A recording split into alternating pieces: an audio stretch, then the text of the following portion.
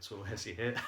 Now I haven't gone crazy, I haven't forgot to put the switch on my guitar amplifier. I thought I'd give this guitar a little play unplugged, just so you could hear what it sounds like acoustic, and just a quite resonant guitar.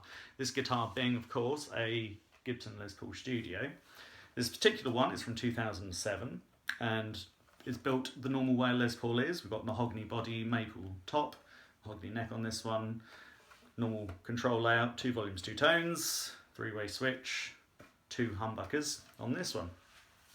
So instead of a review, because I'm sure lots of those really exist on YouTube anyway, and if you're watching this video, chances are you probably know what Les Paul sounds like, is to give you my thoughts on the Les Paul Studio.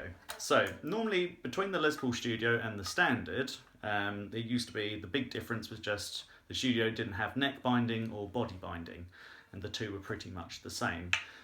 You could argue that maybe the logo is a little bit different. So on this one you can see that's like a gold foil, and on the Standard chances are you'd get like a nice pearloid kind of one. But really those would be the two big differences. Certainly when I've played some Studios and Standards, that's really all I've noticed was the difference between the blinginess of the Standard and the subtleness of the Studio. Alright. I think the Studio is a bit of a bargain. This particular one, as I say, is 10 years old, because we're in 2017, in case you didn't know. It's a satin finish one, and normally I'm not a really big fan of those kind of finishes, but because this is 10 years old, it's aged really well, and it's been played in, kind of been rubbed up. It's gone to a bit of a gloss shine anyway, and certainly the back of the neck has. Not sure if this video is really going to do it justice, but it's kind of got a bit of a gloss shine to it. It certainly feels that way, doesn't feel dry like some of those satin necks that I've played before. And I think it's a bit of a bargain if you look at the new prices, so certainly with some of the overseas shops that sell these from Germany, I'm sure you know the one I'm talking about, and other retailers, the street prices are quite low. And certainly second-hand prices are quite low as well. I've seen some of these Studios going for as little as £300. So between 300 and 500 second-hand, and certainly from around £500 for a new price. But obviously the Studio line does change as well. So the faded or satin finish ones, I believe, are a little bit cheaper, and then the gloss ones are more expensive now. I think I saw one for sale for £1,000, which seemed quite a lot. I remember when the Standards cost £1,000, so maybe I'm just really old.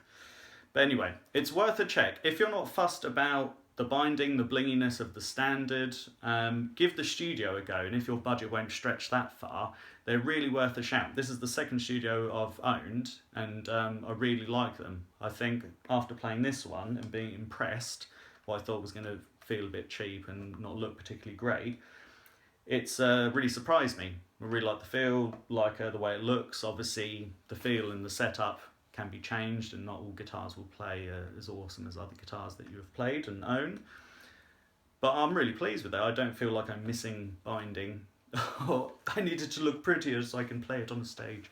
I think it's really good as it is, really. So if you're the kind of person who prefers more basic look, give the Studio a little go. This one, compared to some Les Pauls I've played, feels a lot lighter, so whether that's down to the woods used or the chambering, so the weight relief when they pop holes in the underneath, under the top, it could be down to that. But yeah, very pleasant to play, no problems at all.